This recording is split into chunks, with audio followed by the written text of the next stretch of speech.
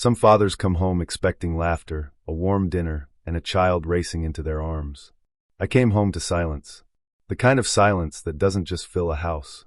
It crawls under your skin and tells you something is terribly wrong before your eyes ever confirm it. By the time I realized what had happened, my 9-year-old daughter was already lying motionless on the hallway floor, and the woman I trusted with her life barely looked concerned. That was the exact moment my marriage ended. I just didn't know it yet. My name is Nathan Carter. I'm 43 years old, and for nearly 2 decades I've worked as Senior Vice President of Strategic Operations for one of the largest manufacturing firms in Ohio. Most people think my job is about contracts. It isn't. My real job is learning when people are lying. $1 million negotiations don't fall apart because of numbers. They fall apart because somebody eventually tells a lie they can't keep alive. I built my career spotting those lies. Funny enough, I never saw the biggest one waiting inside my own home. Before I tell you what happened, take a second and let me know where you're watching from. I'd love to know who's joining me on this journey because I promise, this story only gets more unbelievable from here. We lived in a quiet neighborhood outside Columbus. Tree-lined streets.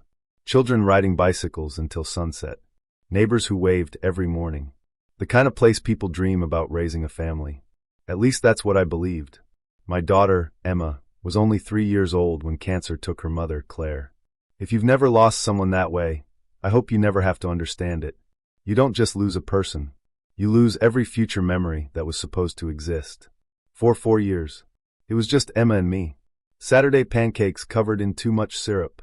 Movie nights with blankets scattered across the living room. Her endless questions about dinosaurs. Her insistence that every stuffed animal needed its own bedtime story before she could sleep. Those years weren't easy, but they were honest. Then I met Vanessa. She appeared during a corporate charity event where our company sponsored a children's literacy program. She was beautiful without trying, confident without sounding arrogant. She had the kind of smile that made people believe everything she said. The first time she met Emma, she knelt down until they were eye level. "I've heard your dad says you're the bravest little girl in the world." Emma frowned. "I'm only 7, she replied seriously. "You have to be older to be the bravest." Vanessa laughed so naturally that even I smiled. Looking back, I sometimes wonder if she'd already begun acting the moment we met. 14 months later, we were married. Friends congratulated me. Family said I'd found happiness again. Emma finally had a mother figure. Everything looked perfect. Pictures online, holiday vacations, birthday parties, smiling family portraits. From the outside, we looked like the family everyone wished they had. The problem with perfect pictures is that cameras never capture what happens after they're taken. About 6 months before everything collapsed, small things started happening. Emma seemed unusually tired after weekends. Her teacher emailed me twice asking if she was sleeping enough. Vanessa always had an explanation. "She's fighting allergies." She stayed up reading. Kids go through phases. Each excuse sounded reasonable. And because I was constantly traveling for work, I believed her. Looking back now, trust wasn't my greatest mistake. Assuming trust never needed verification was. There were other moments too. A bruised arm. A strange doctor's receipt I never remembered seeing. An emergency clinic charge buried inside our insurance statements. Every question I asked received an answer before I finished asking it, and every answer sounded believable. Until one Tuesday night, everything changed. A business meeting in Seattle ended 2 days early after a merger unexpectedly fell apart. Instead of staying overnight, I booked the first flight home. I didn't tell anyone. I wanted to surprise Emma. She'd been begging for a puppy for over a year. I still wasn't ready for that responsibility. So while passing through the airport, I bought the next best thing. A soft golden retriever plush almost as big as her backpack. I imagined her face lighting up. I imagined hearing her laugh echo through the house. I imagined an ordinary night. At 11:41 p.m., I quietly opened the garage door. The house was completely dark. Perfect. I smiled to myself. Dropped my suitcase beside the kitchen counter. Still holding the stuffed dog, I walked toward the hallway. One more step, then another, and suddenly, my entire world stopped. Emma was lying on the hardwood floor, barefoot, completely still, and before I could even reach her, a calm voice drifted down from the staircase. "Don't overreact," Vanessa said coldly. "She's only pretending again." She had no idea. Those would become the most expensive words she'd ever speak.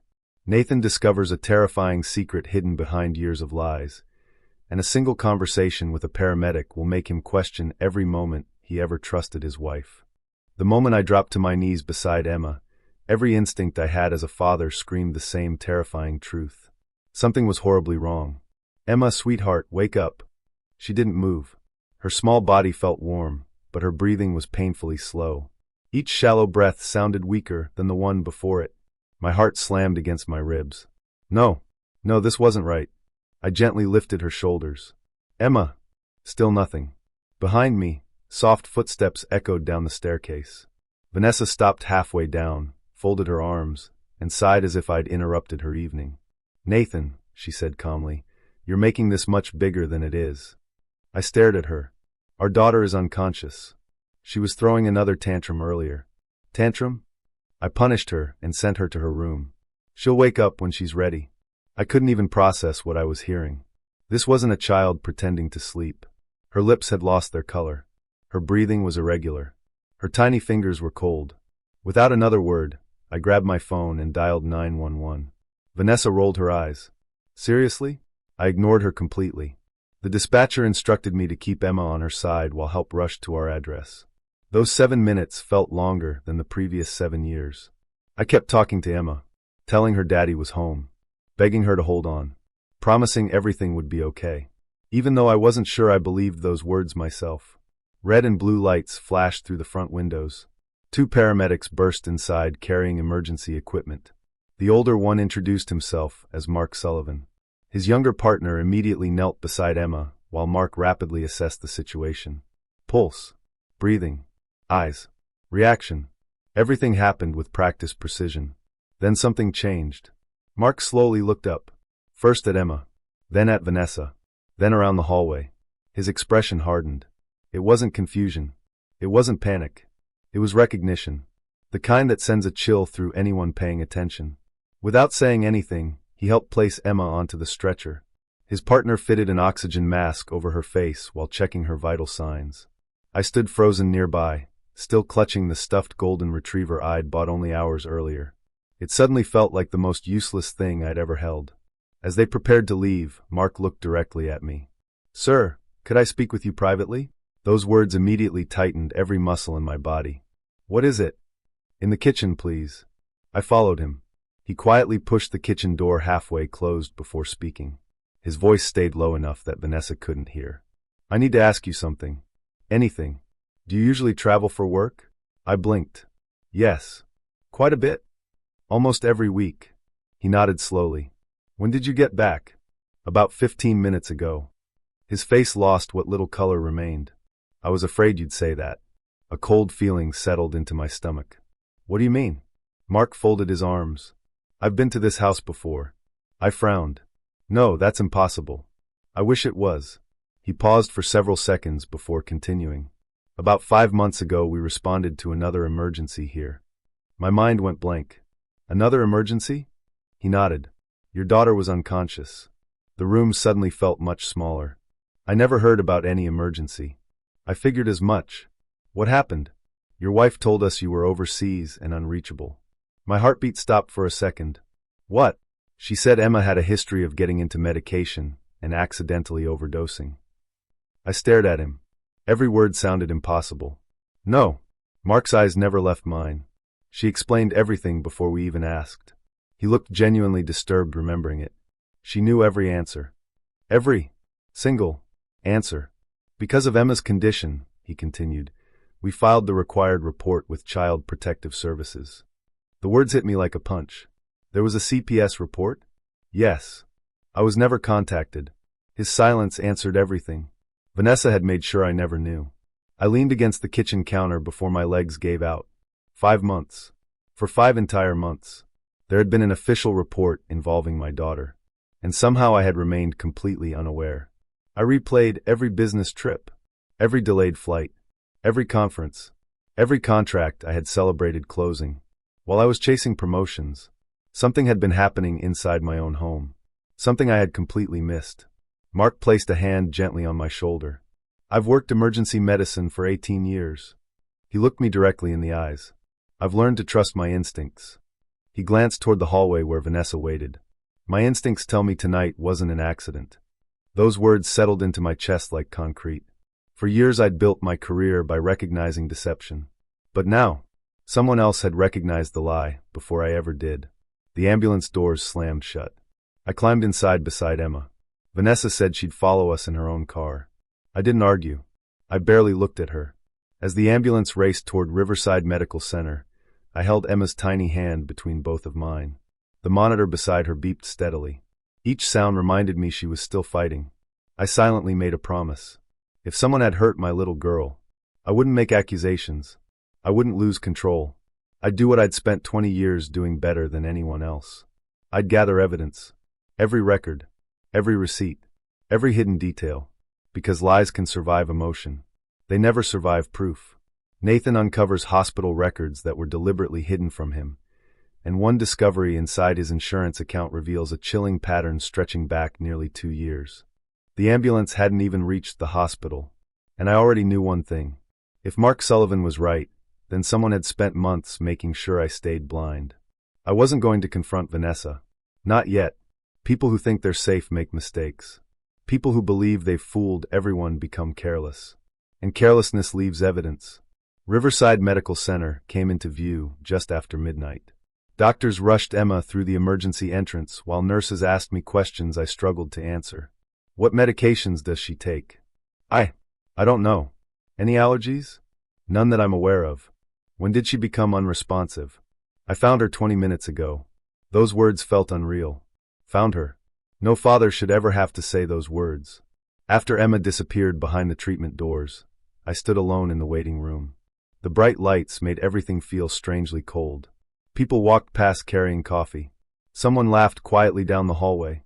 A television in the corner played the late-night news without sound. The whole world continued moving, while mine had completely stopped. I sat down and pulled out my phone. For years, I had managed every family expense online. Mortgage, insurance, investments, college savings. Everything was automated. I trusted the system because I believed I could trust the people using it.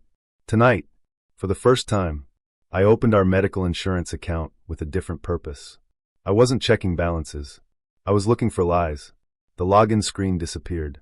A list of claims filled the display. At first, nothing seemed unusual. Routine pediatric visits, vaccinations, annual checkups. Then I noticed something strange. 3 emergency room visits. I frowned. Emergency room visits? I never remembered taking Emma to the emergency room. I opened the first record. Date: 9 months earlier. I wasn't even in Ohio that week. I had been attending a conference in Boston. I checked the second claim. 6 months earlier. I'd been in Phoenix negotiating a factory acquisition. The third. Just over 3 months ago. London. I had crossed the Atlantic that morning. Every emergency happened while I was hundreds, sometimes thousands, of miles away. That wasn't coincidence. That was a pattern. My hands started shaking. I opened the pharmacy records. Several prescriptions appeared under Emma's name. Common allergy medication, sleep-related antihistamines, liquid formulas designed for children. Prescription after prescription. Different dates. Different refill numbers. Different clinics. But not once were they written by Dr. Karen Ellis. Emma's pediatrician had cared for her since she was 3 years old. Dr. Ellis knew our family. She knew Emma's medical history. If something serious had happened, she would have called me herself. Instead, every prescription came from small urgent care clinics scattered across neighboring towns. Clinics we'd never used before. Clinics where nobody knew us. Nobody asked questions. Nobody recognized Emma. It was calculated. Vanessa hadn't avoided our doctor by accident. She had chosen complete strangers. People who would simply write the prescription, collect the payment, and move on to the next patient. The realization hit harder than anything else. I had unknowingly paid for everything. Every prescription, every emergency visit, every ambulance, every hospital bill, my insurance, my salary, my endless overtime, every business trip I'd taken to provide a better life for my family, had quietly financed whatever nightmare had been unfolding inside my own house. I lowered the phone. For the first time that night, I couldn't breathe. At exactly 2:08 a.m., the waiting room doors slid open. Vanessa walked inside. Fresh clothes. Perfect makeup. Hair neatly brushed. She looked like someone arriving for a business lunch. Not someone whose stepdaughter had nearly died. She spotted me immediately. "Oh, Nathan." Her voice sounded soft, gentle, concerned. "How is she?" I didn't answer. She sat beside me and placed a comforting hand on my arm. "I've been so worried." Still, I said nothing. After years of negotiating contracts, I'd learned one valuable lesson. Silence makes dishonest people uncomfortable. Eventually, they begin filling it themselves. "Nathan?" I slowly looked toward her. The paramedic said something interesting. She blinked. "What do you mean?" He mentioned he'd seen this address before. For the smallest fraction of a second, her fingers tightened around my sleeve. Almost invisible. Almost. If I hadn't spent 20 years studying human behavior, I'd have missed it. "What exactly did he say?" she asked. Her smile remained. Her eyes didn't. "He thought another family lived here." I shrugged casually. I told him he must have confused the address. The tension disappeared from her shoulders. She smiled again. "Oh, that makes sense. Emergency crews visit so many houses. They probably mix them up." There it was. Relief. Not confusion. Not surprise. Relief. She believed I knew nothing. She believed her secret was still hidden. Good. Because secrets reveal themselves far more easily when people think they're safe. At 3:27 a.m., a physician finally entered the waiting room. His badge read, Dr. Michael Reeves. He approached slowly. "Mr. Carter?" I stood immediately. "Your daughter is stable." Every muscle in my body relaxed. For exactly 1 second. Then he continued, "We've completed her blood work." His expression became noticeably more serious. "We found unusually high levels of diphenhydramine in her system." I frowned. "I'm sorry, what is that?" "It's the active ingredient found in many over-the-counter allergy and sleep medications." My stomach dropped. It wasn't a normal dosage. Dr. Reeves looked directly at me. "The concentration we found is significantly higher than what would typically be given to a child her age." Beside me, Vanessa gasped dramatically. "Oh my God!" She covered her mouth. Emma must have gotten into the medicine cabinet again. Again. The word echoed through the hallway. Again. The doctor looked at her carefully. His expression changed almost instantly. "Again," he repeated. Vanessa hesitated. I mean. She tried to recover. Children are curious. But it was too late. One careless word. One tiny mistake. And suddenly, she wasn't controlling the conversation anymore. Dr. Reeves slowly turned back toward me. "Mr. Carter." His voice became more formal. "Because of your daughter's condition, we're required to notify Child Protective Services immediately." I nodded without hesitation. "I understand." Out of the corner of my eye, I saw the color drain from Vanessa's face. For the first time since I'd known her, she looked genuinely afraid. And something told me, this was only the beginning. Emma finally wakes up, and the heartbreaking words she whispers to Nathan expose a horrifying secret that no child should ever have to live through. I barely slept that night. Not because the hospital was noisy. Not because the waiting room chairs were impossible to get comfortable in. I stayed awake because every time I closed my eyes, I saw Emma lying on that hallway floor, completely still. Every father has moments he wishes he could erase. For me, that image would never leave. Vanessa left the hospital around 5 in the morning. She kissed my cheek before leaving, squeezed my hand, and whispered softly, "Try to get some rest. I'll come back after breakfast." I nodded, said nothing. The automatic doors closed behind her. Only after her car disappeared from the parking lot did I finally exhale. I wasn't interested in hearing another one of her rehearsed performances. Not anymore. By 7 o'clock, I had already started making phone calls. The first call went to my executive assistant, Melissa. She answered before the second ring. "Good morning, Nathan. I need every travel record from the last 2 years." There wasn't a second of hesitation. Flights. Everything. Hotels. Conference schedules. Corporate approvals. Every single business trip. I need official copies with company verification. When? Before lunch. I'll have them ready. She didn't ask why. She never did. My second call was to David Monroe, the attorney who had handled several corporate mergers for my company over the years. "Nathan?" His voice sounded surprised. "It's barely 7:30. I need a family attorney." There was a long pause. What happened? I'll explain later. I need the best one, you know. Another pause. I'll make a few calls. Thank you. As I ended the conversation, I realized something. For the first time in years, I wasn't thinking like a husband. I was thinking like an investigator. Around 9 that morning, a nurse smiled at me. Mr. Carter? You can see your daughter now. My heart immediately began racing. I followed her down the hallway. Emma's room was quiet. Morning sunlight filtered through the blinds, casting soft lines across the floor. She looked impossibly small in the hospital bed, and 4 rested gently in her left arm. Her favorite cartoon played silently on the television, but she wasn't watching it. When she noticed me standing in the doorway, her tired eyes filled with tears. Daddy! I crossed the room in seconds. She wrapped both arms around my neck. I held her carefully, longer than I ever had before. For a few moments, neither of us said anything. Sometimes silence says everything words cannot. Finally, I pulled back just enough to look at her. How are you feeling, sweetheart? My head hurts. Her voice was barely above a whisper. And I'm really tired. I gently brushed a strand of hair away from her face. You're safe now. She gave me a tiny nod. Then she looked toward the door. Is Vanessa here? The question wasn't excited. It wasn't hopeful. It sounded careful, almost afraid. No, it's just us. I watched something happen inside her. Her shoulders relaxed. Her breathing became easier. The fear disappeared from her face. That single reaction hurt me more than anything the doctors had said. Children don't visibly relax when someone leaves, unless they've learned to fear them. I sat beside her bed, keeping my voice as gentle as possible. Can I ask you something? She nodded. When I'm away on work trips, what happens at home?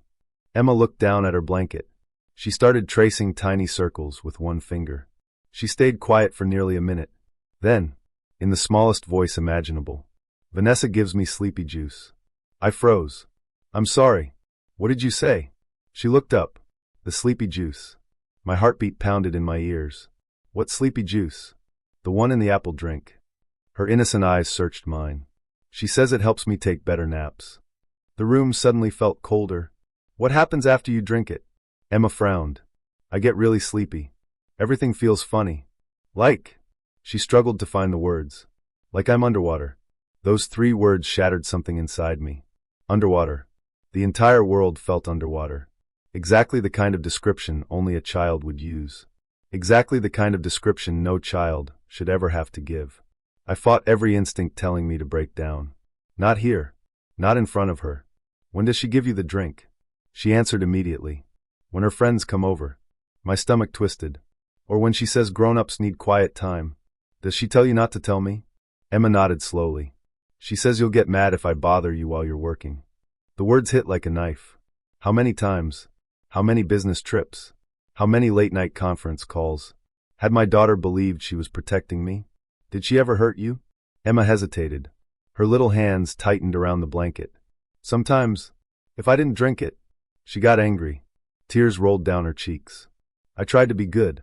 I really tried. I couldn't hold back anymore. I wrapped my arms around her. No. My own voice cracked. No, sweetheart.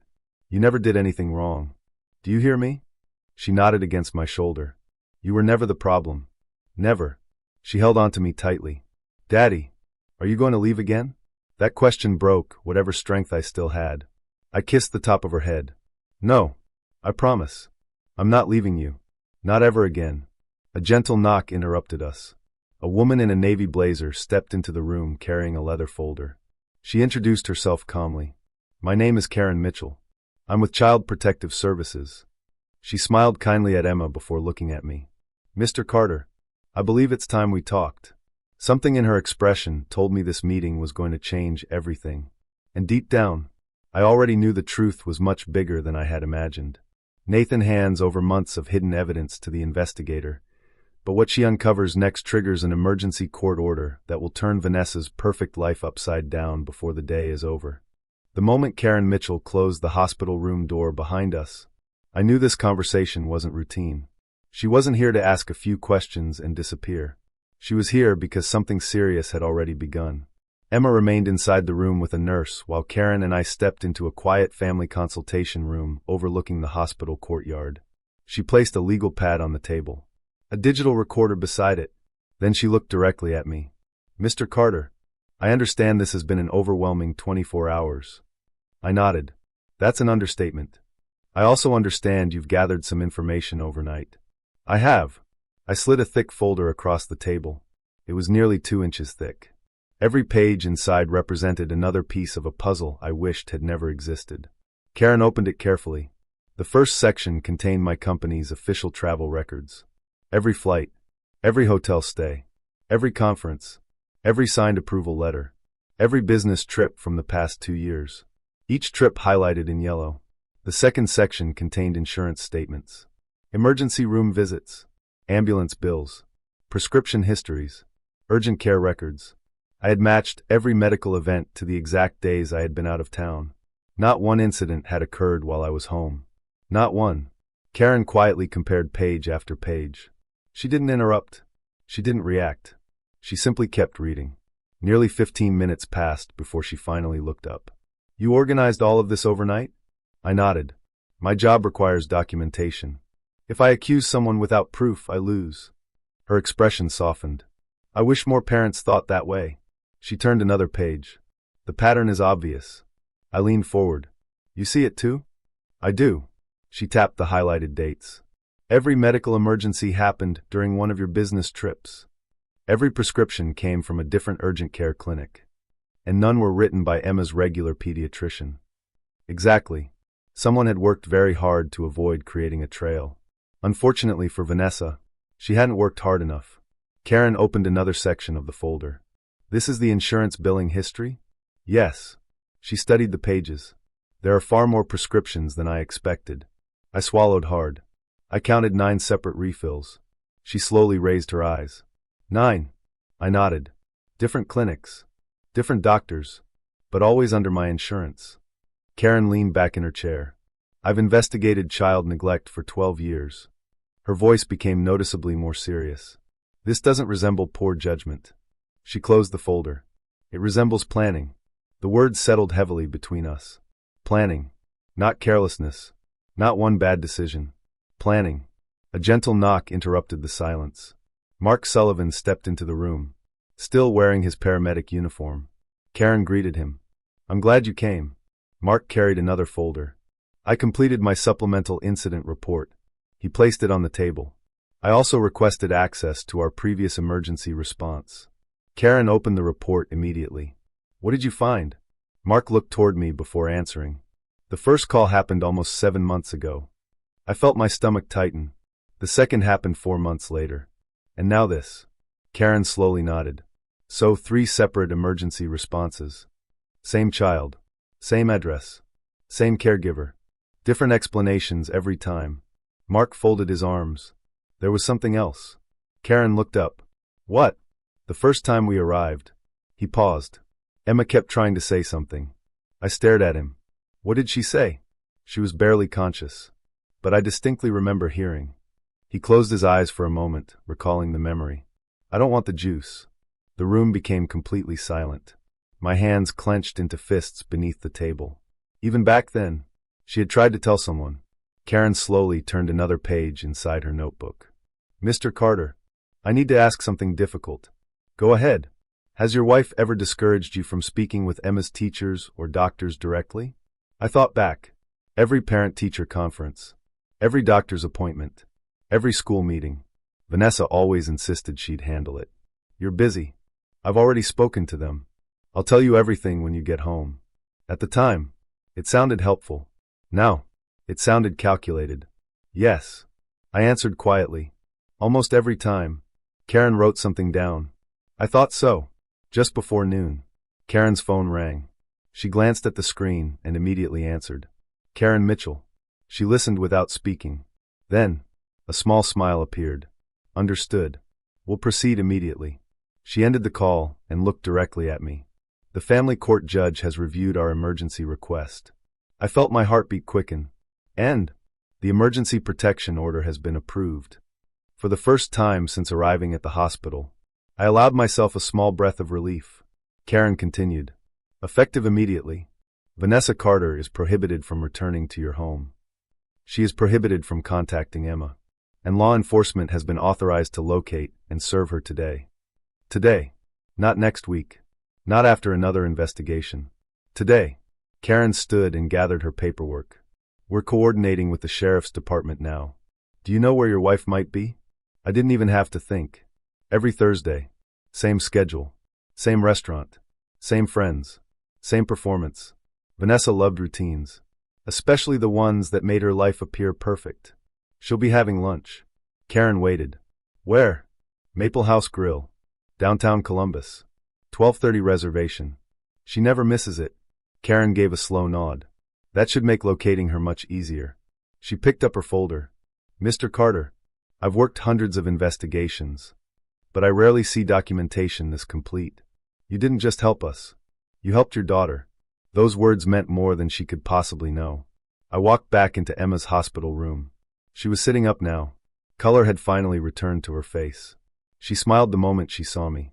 Daddy, when can we go home? I sat beside her bed and gently squeezed her hand. Soon, sweetheart. Very soon. She looked toward the hallway. Will Vanessa be there? I smiled for the first time in what felt like forever. No, I promise. When you walk through that front door, you'll never have to be afraid in your own home again. Emma smiled. A real smile. The kind I'd been missing for months without even realizing it.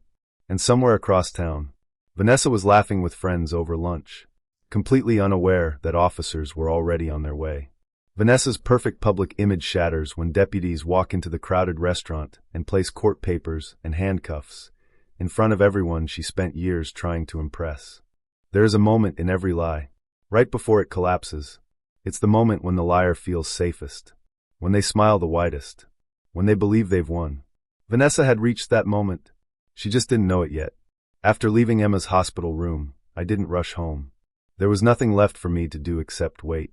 For the first time in nearly 48 hours, the next move wasn't mine. It belonged to the people whose job was to protect children. I stopped at a small coffee shop across from the courthouse, the same place Emma always begged me to visit because they made the biggest cinnamon rolls she'd ever seen. I ordered 2 coffees out of habit. Only after they called my number did I realize I was carrying 2 cups. One for me.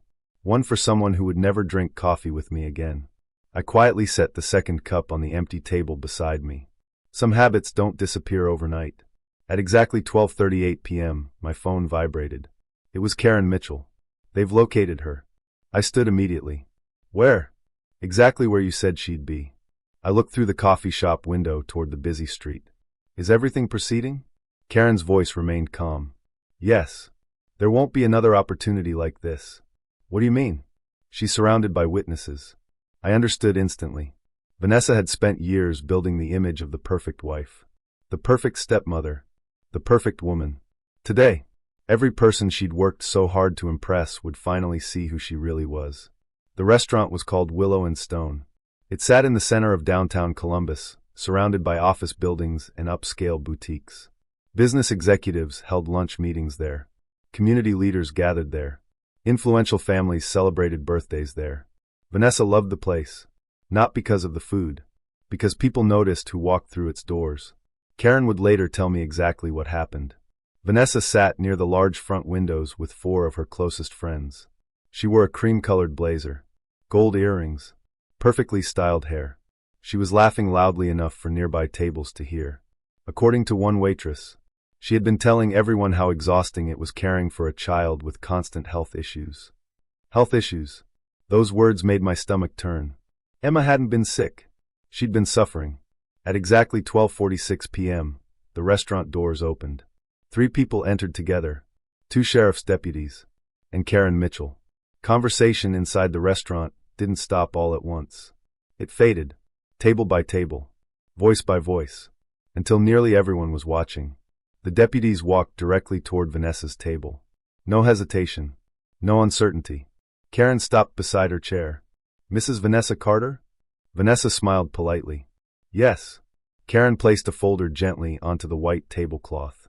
Inside were the emergency court order, the protective order, and the official notice restricting all contact with Emma. Vanessa stared at the paperwork, then looked back up. There has to be some misunderstanding. Deputy Collins spoke calmly. There isn't. The smile disappeared. My husband hasn't explained everything. Karen remained completely expressionless. You'll have every opportunity to speak with investigators. Vanessa laughed nervously. This is ridiculous. My stepdaughter has allergies. She's sensitive. I've been taking care of her. Deputy Collins interrupted quietly. Ma'am, please stand. Several people had stopped eating. A server froze while carrying drinks. Even the bartender stared toward the dining room. Vanessa looked around the restaurant, searching, looking for someone, anyone, to tell her this wasn't happening. Her friends wouldn't even meet her eyes. One slowly pushed her chair backward. Another reached for her purse. No one defended her. No one spoke. The silence was louder than any accusation. Vanessa stood slowly. This is humiliating. Karen answered without raising her voice. The last 48 hours have been far more humiliating for a 9-year-old little girl. Vanessa opened her mouth. Nothing came out. For the first time, she had no explanation ready. Deputy Collins carefully placed her hands behind her back. The handcuffs clicked shut. The sound echoed through the quiet restaurant. Metal against metal. Simple. Final. Vanessa's eyes filled with panic. She wasn't crying because she regretted anything. She was crying because people were watching. Everything she'd spent years protecting. Her reputation, her image, her carefully constructed life, collapsed in less than 2 minutes. As she was escorted toward the front door, she finally spotted Karen again. This isn't over. Karen looked directly at her. No, it's just beginning. The restaurant remained silent as the deputies led Vanessa outside. Several customers quietly pulled out their phones. Others simply watched. Nobody applauded. Nobody whispered. They just stared. Sometimes the truth doesn't need an audience. But when it finds one, it speaks for itself. I wasn't there. I didn't need to be. At 1:17 p.m., Karen called again. It's done. I closed my eyes. Was there any trouble? No. She denied everything. I expected that. Karen paused. But there was one unexpected development. My heart skipped. What happened? When deputies searched her handbag before transport, they found 2 unopened bottles of children's nighttime antihistamine. The same medication found in Emma's bloodstream. I slowly sat back down. Another piece. Another mistake. Another lie that couldn't be explained away. That afternoon, I drove home alone. The house looked exactly the same from the outside. Same front porch. Same flower beds. Same mailbox. But somehow, it felt different, like the walls themselves had been waiting to breathe again. I unlocked the front door, walked inside, and stood in complete silence. No tension, no pretending, no feeling that I had to second-guess every conversation. For the first time in years, the house felt honest. At 4:15 p.m., Emma was officially discharged. When she stepped through the front door, she paused. She looked around quietly, then smiled. It feels lighter. I swallowed hard. What feels lighter? She thought for a second. The whole house. Children notice things adults often ignore. Maybe she was right. Maybe fear has a weight. And maybe, for the first time in a very long time, that weight was finally gone. Detectives uncover evidence hidden inside the house that even Nathan never imagined existed. And Vanessa makes one desperate phone call that changes the case forever.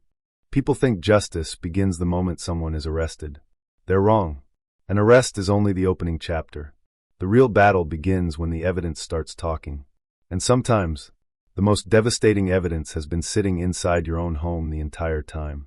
I had no idea that before the sun went down, our house would reveal a secret even I wasn't prepared to face. Emma spent most of the afternoon curled up on the living room couch. Her favorite blanket was wrapped around her shoulders. A nature documentary played softly on the television. Every few minutes, she'd glance over just to make sure I was still there. Each time our eyes met, I'd smile. And each time, she smiled back. That simple exchange told me something heartbreaking. For months, she'd been living in a house where feeling safe wasn't normal. Now she was learning what safety actually felt like. I silently promised myself she would never lose that feeling again.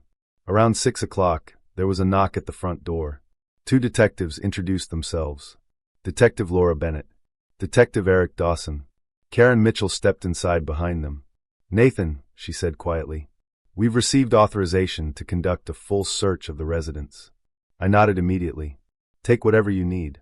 They worked carefully. Every room. Every cabinet. Every drawer. Nothing was overlooked. Watching strangers search the house I'd lived in for years felt surreal. I suddenly realized how little I actually knew about the place I'd called home. Emma watched from the couch. She looked nervous. I sat beside her. It's okay. They're here to help.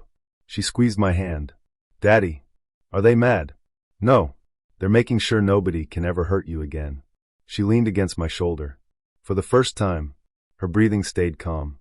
Nearly an hour passed before Detective Bennett called me upstairs. Nathan, I think you should see this. She was standing inside the guest bedroom. A room Vanessa had always insisted was her private office. She rarely let anyone inside. Said she kept important paperwork there. I had never questioned it. Now, the closet door stood open. Inside sat several clear storage containers. Detective Dawson carefully lifted one onto the floor.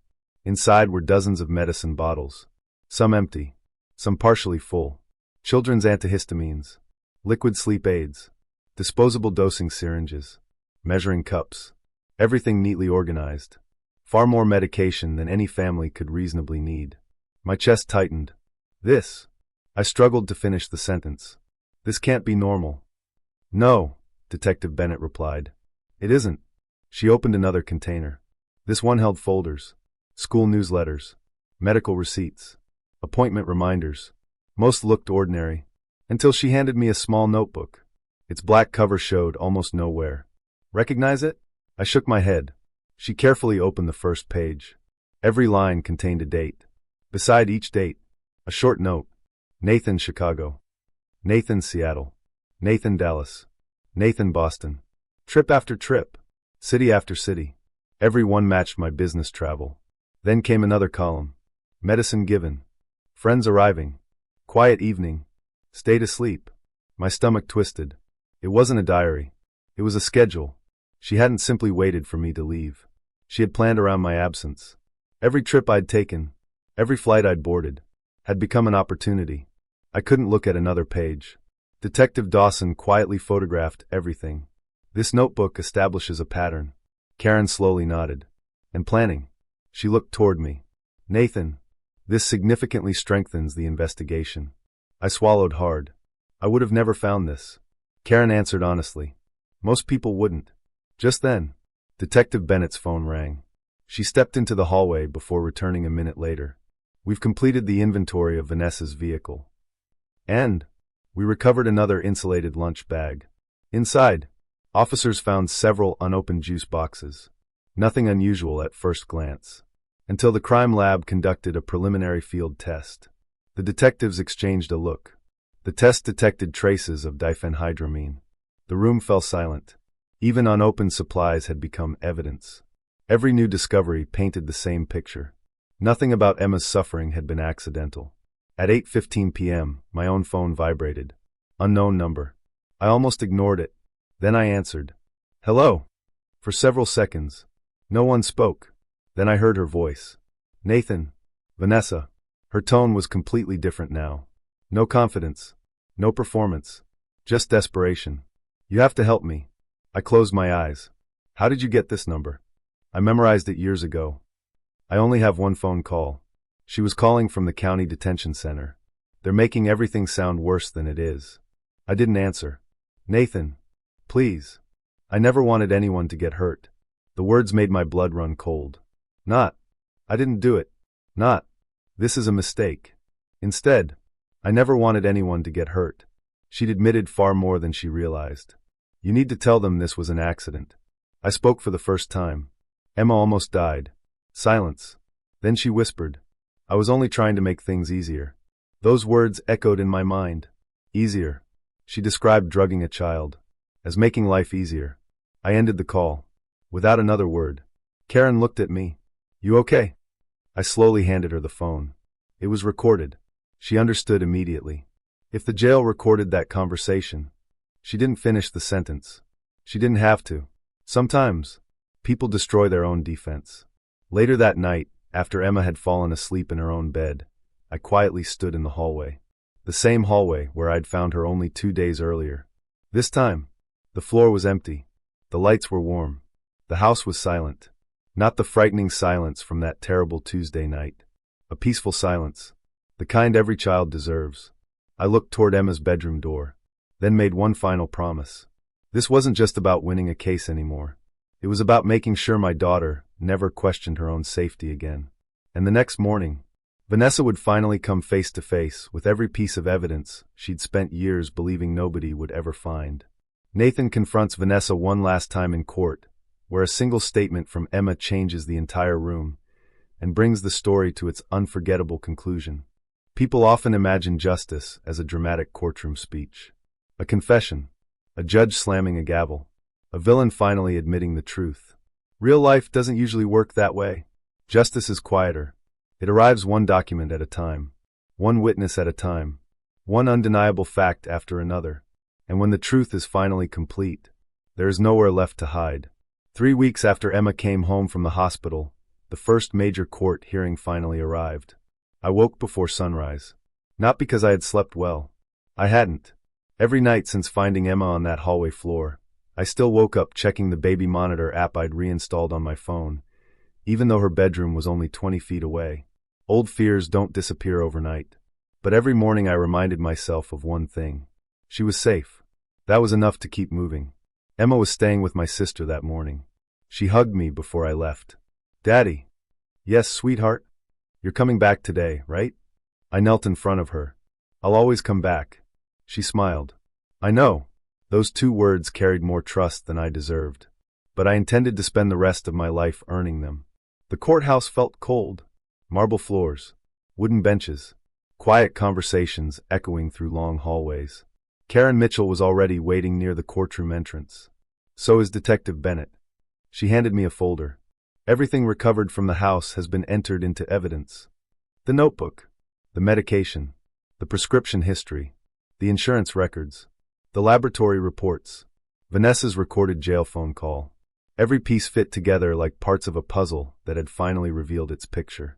My attorney, Rachel Pierce, joined us moments later. She smiled reassuringly. "We're ready." When the courtroom doors opened, Vanessa walked in wearing a plain gray suit. She looked completely different. The polished confidence was gone. The perfect hairstyle was gone. Even the expression she'd always worn around other people had disappeared. For just a moment, our eyes met. She looked away first. I felt nothing. Not satisfaction. Not anger. Just acceptance. Some bridges burned so completely. There isn't even ash left to mourn. The hearing lasted several hours. Doctors testified first. They explained Emma's toxicology results. They described how repeated exposure to excessive doses of antihistamines could cause severe medical complications in children. The courtroom remained silent. Next came Detective Bennett. She presented photographs from the search of our home. The storage bins. The medication bottles. The notebook documenting my business trips. Every page projected onto the courtroom screen. Every date matching my travel records perfectly. Then Mark Sullivan took the stand. He calmly described all 3 emergency calls. He repeated the words Emma had whispered months earlier. "I don't want the juice." Those 5 words seemed to hang in the courtroom long after he finished speaking. Finally, Karen Mitchell testified. She explained Emma's interview. She described the consistency of her statements. She detailed every step taken during the investigation. By the time she finished, the courtroom no longer felt divided. The evidence spoke louder than anyone else ever could. Vanessa's attorney attempted to argue that she had only been trying to help an anxious child sleep. But facts are stubborn things. The repeated prescriptions, the hidden clinic visits, the carefully recorded travel schedule, the concealed medication, the recorded phone call.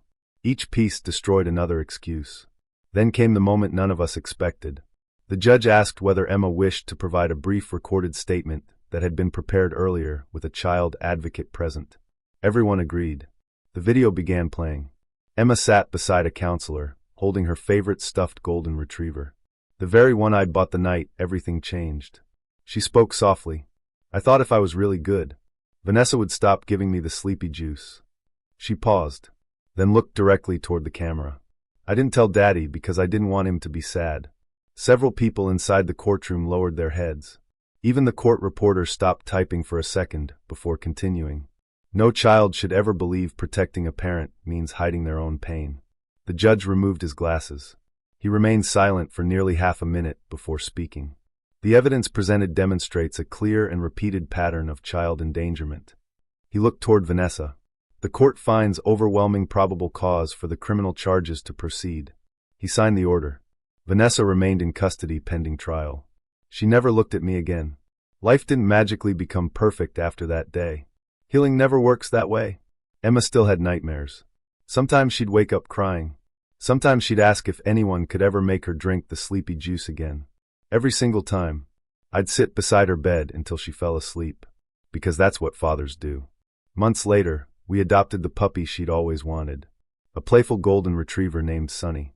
The first afternoon Sunny ran through the backyard, Emma laughed so hard she fell into the grass. I hadn't heard that laugh in a very long time. It sounded like hope. A year later, I sold the old house. Not because I hated it, but because Emma deserved a place with no painful memories attached to it. We moved to a smaller home across town. Nothing fancy. Just a quiet place with a big backyard. On the first night there, Emma looked around her new bedroom and smiled. It feels safe. I smiled back. That's because it is. If there's one lesson this experience taught me, it's this. Love is built on trust. But trust should never replace attention. The people we love deserve more than our hard work. They deserve our presence, our questions, our time. Looking back, I can't change the flights I took or the moments I missed. But I can choose what comes next. Today, every Friday belongs to Emma. No meetings. No business trips.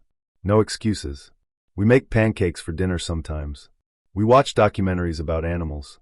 We throw tennis balls for Sunny until the sun goes down.